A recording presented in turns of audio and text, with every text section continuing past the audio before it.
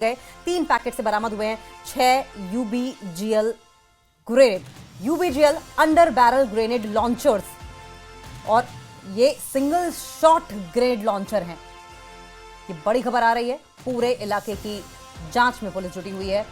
बारामूला में 6 UBGL grenade बरामद हुए हैं, अंडर बैरल ग्रेनेड लॉन्चर जो कि सिंगल शॉट में ही तबाही मचा सकता है। उरी में नेशनल हाईवे के किनारे से ग्रेनेड बरामद किए गए 3 पैकेट से बरामद हुए हैं 6 यूबीजीएल ग्रेनेड। पूरे इलाके को कॉर्डन ऑफ कर लिया गया है, जांच में पुलिस जुटी हुई है। सरोज कफील हमारे साथ फोन लाइन पर जुड़ गए हैं।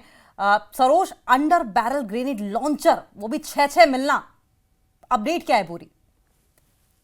बिल्कुल सही कह रहे हैं आप। देखिए, बेसिकली कल रात को एक्चुअली एसएचओ पुलिस स्टेशन उड़ी जो है उनको एक रिपोर्ट मिली थी जिसपे ये पता किया गया था कि 2 ऑलिव ग्रीन कलर के ऐसे पाउच रास्ते में नेशनल हाईवे जो रजीवानी एरिया आता है उड़ी का वहां पर पड़े हुए हैं और इमीडिएटली वहां पर जम्मू कश्मीर पुलिस के साथ ही जो सिक्योरिटी पर्सनल हैं वो लोग वहां पहुंचे और जब पता किया गया तो उसमें से यूबीजीआई ग्रेनेड, जिस तरह से आप कह रहे थे काफी हेवी ग्रेनेड होते हैं, एक पाउच में 3 ग्रेनेड मिले, दूसरे पाउच में 3 ग्रेनेड मिले, तो कुल मिला के करीबन ये 6 ग्रेनेड थे।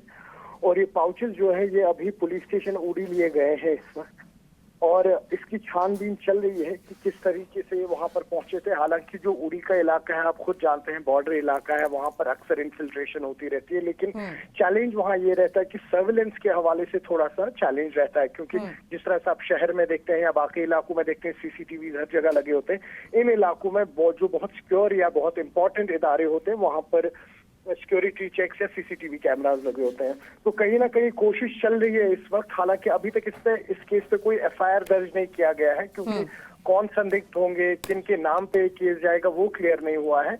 लेकिन ये देखिए आप, सबसे बड़ा चैलेंज यही है कि इस तरह से वेपन्स का यहाँ आना हालांकि नई बात नहीं है, लेकिन स्पेशली उड़ी की तरफ से ये सही कह रहे हैं आप सरोज कि ये नई बात नहीं है। आपको भी याद होगा कि 2016 में जब उरी आतंकी हमला हुआ था तो आतंकवादियों ने सेना के ब्रिगेड मुख्यालय पर अटैक करने के लिए इन्हीं UGBL under barrel grenade launcher का इस्तेमाल किया था।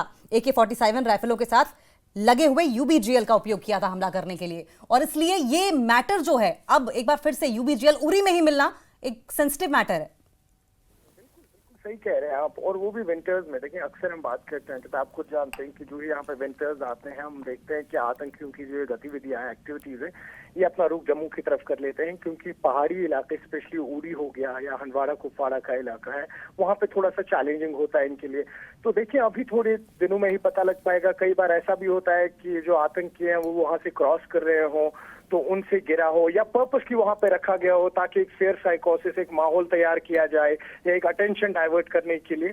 तो देखिए, अभी ये जो इस पे जांच पड़ताल है वो तो जारी है उड़ी पुलिस स्टेशन की तरफ से। कोई भी लीड आएगी तो डेफिनेटली अपडेट दिया जाएगा उस पर भी।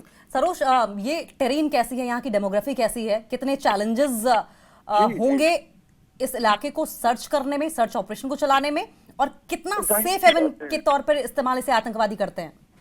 सही कह रहे हैं आप। देखिए, सबसे पहले तो जब हम आतंकियों के इन जो इस वक्त यहाँ पे वेपन्स यूज करते हैं, काफी ज्यादा हाईटेक वेपन्स इस वक्त इस्तेमाल हो रहे हैं।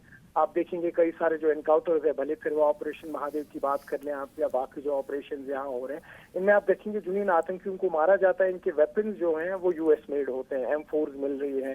तो इनके पास ग्रेनेड्स होते हैं वो तो या चाइनीज मेड होते हैं। हमने देखा हाल ही में जब ऑपरेशन सिंदूर हुआ था उसमें भी जो वेपन्स यूज किए गए थे वो टर्किश और चाइनीज मेड थे। तो जाहिर सी बात है, अगर ये भी अपने आप को अपग्रेड कर ही रहे हैं और नए नए इस तरीके के हैवी वेपन्स इस्तेमाल कर रहे हैं। और टेरेन की बात कर ले तो काफी ज्यादा चैलेंजिंग है अंकिता वहाँ पे, क्योंकि पहाड़ी इलाका है, काफी ज्यादा वाइड एरिया है उड़ी का। देखिए, वहाँ से महज जिसे हम कहते हैं कि स्टोन थ्रोइंग अवे, कि आप एक पत्थर मारे तो पाकिस्तान की तरफ चला जाता है। तो एरिया ज्यादा बड़ा है, चैलेंजिंग रहता है बॉर्डर सिक्योरिटी फोर्सेस के लिए भी, क्योंकि अक्सर हमने देखा है कि उड़ी की तरफ से भी इन्फिल्ट्रेशन होती है। लेकिन कहीं ना कहीं एक उम्मीद ये है कि अब विंटर्स आ रहे हैं तो इन्फिल्ट्रेशन स्पेशली उड़ी वाली साइड, हंदवाड़ा कुपवाड़ा वाली साइड उस तरीके से नहीं होगी क्योंकि वेदर भी काफी ज्यादा चैलेंजिंग रहेगा जो आतंकियों को काफी परेशानियां देता है फिर। तो उम्मीद यही रहेगी कि जल्द से जल्द एटलीस्ट ये जो पॉकेट वहां पे रखा गया था, किन्होंने रखा है, अगर उसकी थोड़ी सी डिटेल मिले और उस तरह से फिर आगे लीड मिल पाए तो वो काफी ज्यादा बेहतर रहेगा जम्मू कश्मीर पुलिस के लिए। ठीक है सरोज, बहुत बहुत शुक्रिया आपका।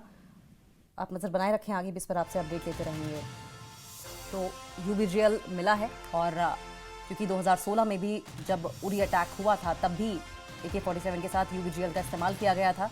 और आपको याद होगा कि किस तरीके से 19 जवान मारे गए थे, उसमें शहीद हो गए थे। और अब ये इलाका एक सेफ हेवन के तौर पर इस्तेमाल किया जाता रहा। यहाँ की डेमोग्राफी बहुत डिफिकल्ट है, जिसका फ़ायदा उठाकर तमाम टेररिस्ट यहाँ से आतंकवाद की घटना को या तो अंजाम देने की कोशिश करते हैं या प्लान करते हैं, घाटी को शांत करने की कोशिश करते हैं। हालांकि समय समय पर इन आतंकी हमलों या आतंकी साजिशों को हिंदुस्तानी जवान नाकाम करते रहे हैं, लेकिन तब भी इस तरीके से UBGL का मिलना जाहिर तौर पर एक सेंसिटिव इशू है। संभवतः फियर साइकोसिस, जैसा कि सरोज हमारे सहयोगी कह रहे थे, फियर साइकोसिस क्रिएट करने की कोशिश है, या फिर ये भी हो सकता है कि आतंकवादी इस इलाके से गुजर रहे हों या फिर मौजूद हों जिन्होंने जानबूझकर इसे वहां पर रखा हो।